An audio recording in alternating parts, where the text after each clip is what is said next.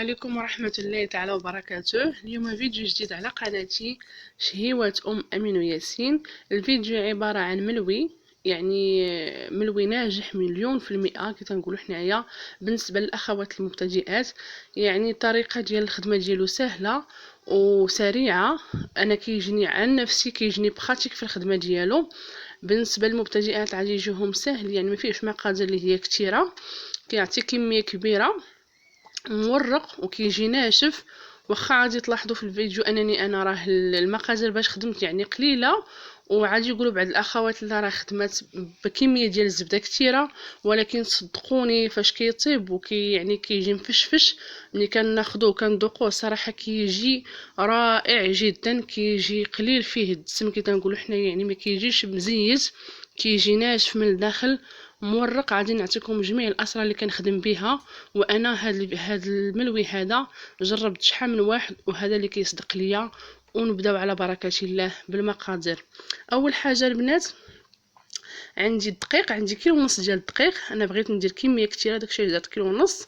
عندي يعني الفورس كتر من القمح ولا القمح الفينو. كناخذ القليل من الملحه وكنحاول انني نحرك بالاصابع ديالي الدقيق باش ينسجم ليا. وعندي الماء ديال الروبيني، انا ما كنعجنش بالماء سخون، يعني سواء الخبز ولا المسمن ولا كنقولوا حنا المخمار ما كنعجنوش بالماء دافي، سواء البرد سواء البرد ولا الشتوى، ولا سواء الصيف او ولا الشتوى، كنعجن بنفس الطريقه. كنبقى نضيف الماء ديالي وكنجمع العجينه ديالي فقط بالاطراف الاصابع، يعني ما بغيتش ندلكها، وبغيت نخدم معكم واحد الطريقه ديال الدلك ديال المسمن او ديال الملوي كتجي الصراحه رائعه. من بعد البنات من جمعت العجينه ديالي كي تلاحظوا، ها هي راه العجينه ديالي ما جارياش وما قاصحاش، راه مرخوفه. كناخذ واحد شويه ديال السلوفان، بغيت نجمع فيه العجينه ديالي. ممكن يا البنات ديروا السلوفان او ديروا ميكي، يعني على حساب الرغبه ديالكم.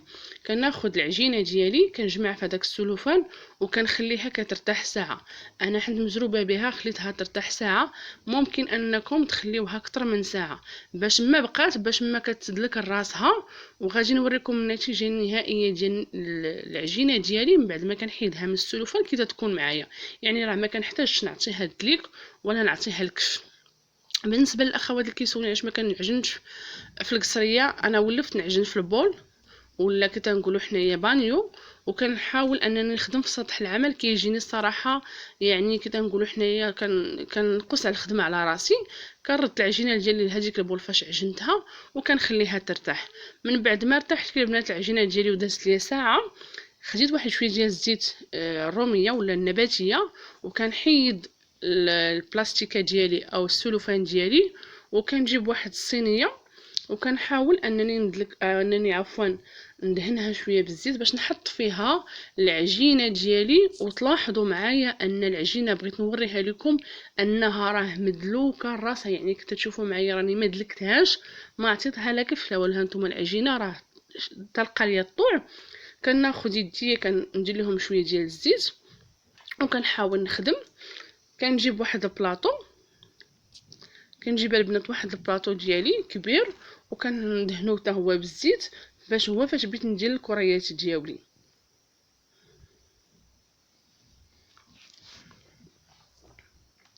بعد البنات ما دهنت البلاطو ديالي بالزيت كامل، غادي ناخذ العجينه ديالي ونبدا ندير كريات. بالنسبه للكريات اللي كندير، راه كندير كريات بحجم ديال 20 غرام.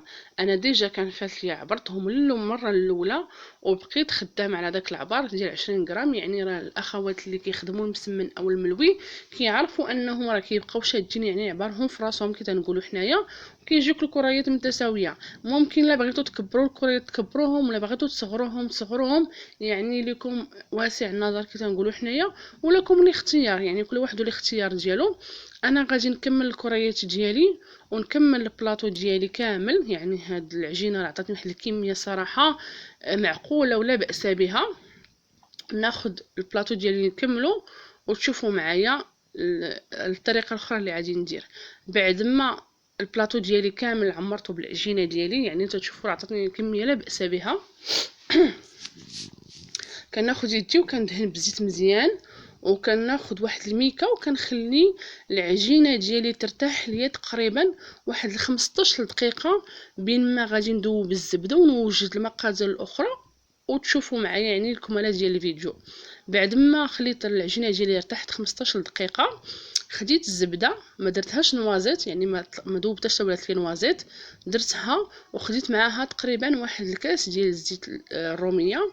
خديت الفينو وكنخدم انا البنات بالزبده ليليا، ويعني لكم الاختيار انكم تخدموا باي زبده ديال الطريقه كتفضلوها تخدموا بها، يعني ماشي تلتزموا عفوا بهذاك الشيء اللي كندير انايا. كناخذ الكريات ديالي بجوج، كنغطسهم بجوج في الزبده كي تلاحظوا معايا، وكناخذ الكريه الاولى كنغطسها على جوج ديال الجوايه في الدقيق وكنحطها، وكناخذ الاخرى وكنغطسها غير مره واحده، يعني غير من جهه واحده، وكنديرها فوق الاخرى، وكنضيف واحد القليل شويه ديال الزيت في هذا بسطح العمل باش كنطلق هذيك الكريه ديالي. انا بغيت الغرض ديالي انني ما نطلقش الكريه ديالي حتى يبان لي سطح العمل، ما بغيتش، لانه واخا تطلقيه سواء طلقتي السمك ديالو عادي او تتبانت لك السطح ديال العمل، النتيجه في الاخير كتجي بحال بحال. يعني ما عادش نزيد على راسي الخدمه، غادي نكتفي بهذا القدر هذا، وغادي ناخذ القليل فقط من الفينو نرش به، نجمع الملويه ديالي عادي يعني بحال كنجمع المسمن، كناخذها على جوج وكنجي القنت ديالها وكندير بحال مثلث، يعني بحال واحد الهرم صغيور كتلاحظوا معايا. كنجمع القنوطه بجوج وكنبدا كنلوي وانا كنرخف، ماشي كنلوي وانا كنزير، كنلوي وكنرخف وتنجي البنات حتى الاخير. هانتوما كتشوفوا راه العجينه ديالي راه رطبه جدا، وكنجمع هذوك الجناب ونحطها على جنب واحد، يعني حتى كنقولوا حنا باش انها دير يعني باش ترتاح. نعاود معكم البنات نفس الطريقه في كريه اخرى باش تستافدوا مزيان وتلاحظوا مزيان. هانتوما البنات نفس الكريه نفس الحركه يعني نفس الطريقه. هذه هي الخدمه باش كنخدم انا الصراحه، عجباتني البنات، خدمتها مره واحده، يعني واحد الاخت الله يجازيها بخير هي اللي قالتها ليا، خدمتها مره واحده جاتني الصراحه رائعه. واخا كنخدم يعني المسمن سواء الملوي عفوا كنخدمو كتير ولا قليل، كنخدم بهذه الطريقه، كتجيني طريقه سهله. العجينه وكذلك تجي ما كنلقاش فيها مشكل، كنعجنها قبل يعني تقريبا بساعه ساعتين، ممكن نعجنها الصباح ونخدمها في العشيه، ما كنلقاش المشكل تاع انني نعجن ونقعد ندلك ولا نعطيها الكف تنعي انا، لا ما كنحتاج. يعني بحال كتخلي العجينه خدامه في العجانه كنقولوا حنايا، راه كتدلك من نفسها، يعني ما كتحتاج انك تضربي واحد العناء في هذاك المسمن باش تكيتو لها الملوي. هانتوما كتلاحظوا معايا الطريقه نفسها. خديت عفوا الجناب ودخلتهم نفس الطريقه، وغادي نكمل الكريات ديالي كاملين ونخلي العجينه ديالي ترتاح بين ما كنسخن المقله ديالي. هانتوما كتلاحظوا كنحاول انني نقد باش منين بنقرصهم يجوني كريات متساويه ومقاده في الحجم.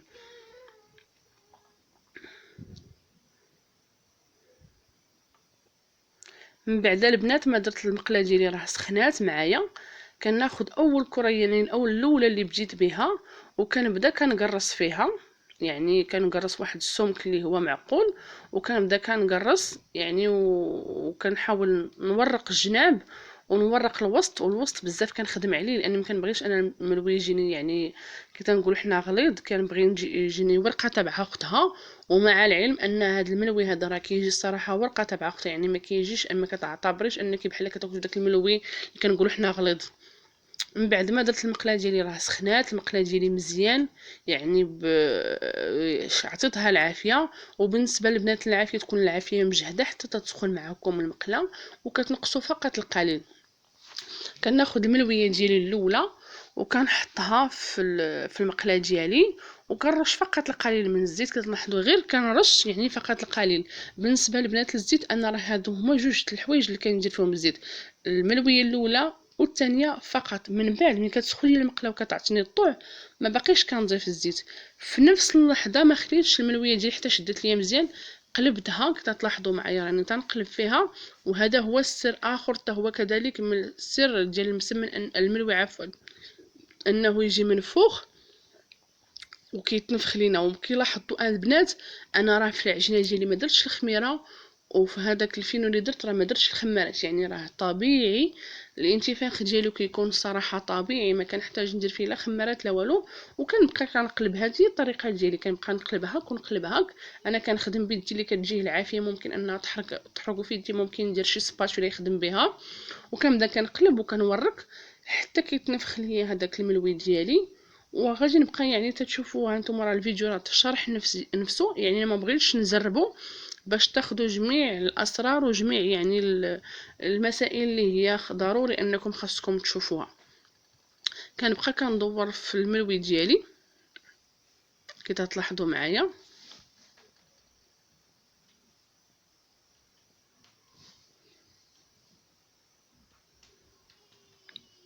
وكنخلي يعني وانا في اطار انني كندير الملويه الاخرى وكذلك تنورقها باش نديرها. نتوما الملوي ديالها تنفخ غير مع حمض ضرب شويه الشعف في المقله، ما كيبانش مع الكاميرا، مع عفوا الكاميرا ديال التليفون ما كيبانش. وما راه هو فاش كنشوف فيه انا راه تيبان من فوق هشيش. غادي نحاول انني نحلها لكم واخا هي سخونه باش تشوفوا يعني النتيجه ديالها اشنو يعني كي تجي من الداخل.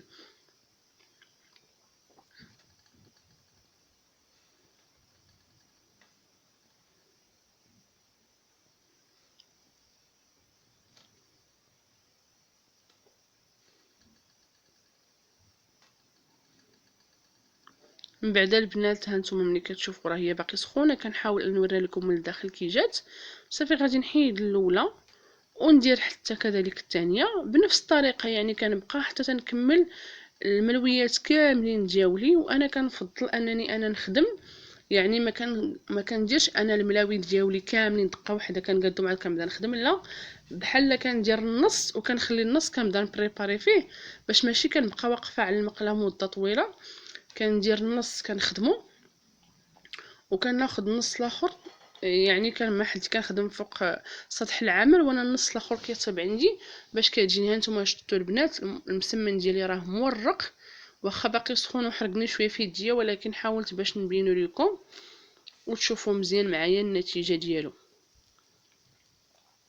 هانتوما البنات، وكنشكر البنات بزاف التعليق ديالكم اللي كتشجعني، والبنات اللي كيشجعوني في لي كومونتيرات كنشكركم بزاف، كل وحده بسميتها، يعني ما عادش نحصي لان كيجوني كومونتيرات صراحه رائعين من بنات. تنقول لكم الله يجازيكم بخير. وانا راه كنقدم غير داكشي اللي كندير في داري، كنحاول ما امكن نشارك معكم يعني بعض الاسرار اللي انا اكتسبتها. وكذا تعرفوا البنات راه هذا واحد المجال، يعني مجال الطبخ راه مجال يعني بحر، باش ما بنادم زاد المعرفه ديالو، باش ما كيبغي يعني ديما كيبغي الجديد ويبي الزياده. وانا كنحاول يعني باقي ان شاء الله من هنا لقدام غادي ندير معكم وصفات اللي خدمتها وصدقات ليا 100% ناجحه.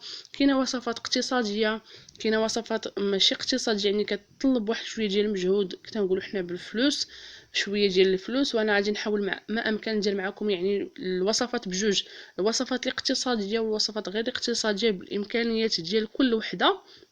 يعني ولو انك ما عندكش الامكانيات ممكن انك ديري وصفه اللي ترضيك وتعجبك. يعني كي لاحظتوا الفيديوهات كاملين اللي حطيت دابا تقريبا راه الوصفات ديالي فيهم اقتصاديه، يعني ما فيهم غير مكلفه. كنخدم داكشي اللي عندك في الدار، البنات اللي موجود عندي في الدار كنخدم به. هانتوما كتلاحظوا البنات راه المسمنه ديالي ها هي تنفخات. وبالنسبه للاخوات اللي كيقول لك راه ما كيوصلناش الجديد، فكنتمنى انكم تفعلوا الجرس باش يوصلكم ديما الفيديو اللي كنحط، يوصلكم ديما الجديد ديالي عفوا ديالي على القناه. ها نتوما البنات كما لاحظتوا راه انا في اطار انني نخدم واحده اخرى باش نحطها، وكنبقى هكذا حتى تنكمل يعني زعما كنكمل الملوي ديالي كامل كنكملو. وديك الساعه باش نبقاو في الاخر مع الطبق الاخير ولا الشكل النهائي اللي غادي تلاحظوه. كنبقى كندور يعني هانتوما البنات راه الفيديو راه شارح نفسه، هانتوما كتشوفوا الانتفاخ، يعني راه ما نحتاجش انا باقي نشرح لكم.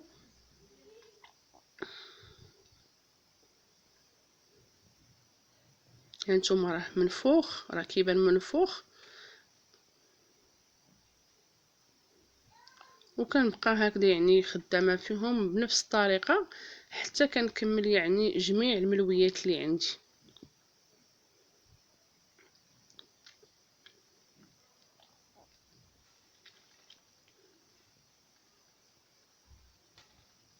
هانتوما البنات كنتو تلاحظوا معايا. غادي نحاول حتى نحلها باش تشوفوها من الجناب. هانتوما بغيت نحلها باش تشوفوها انها مرقه من الداخل، ويعني الصراحه ممكن انكم تحتفظوا به كذلك في الفريغو، راه كيبقى هو. بالنسبه للبنات هذا هو الطبق النهائي والشكل النهائي المسمن ديالي، ها هو الملوي ديالي عفوا، ها هو وجد مورق وهشيش. نتمنى ان الفيديو ديال اليوم يعجبكم، وما تنسونيش ملي جيمو لي بارطاجو لي ابوني وتفعيل الجرس باش يوصلكم كل جديد. والى وصفه قادمه ان شاء الله نلقاكم في احسن الاحوال.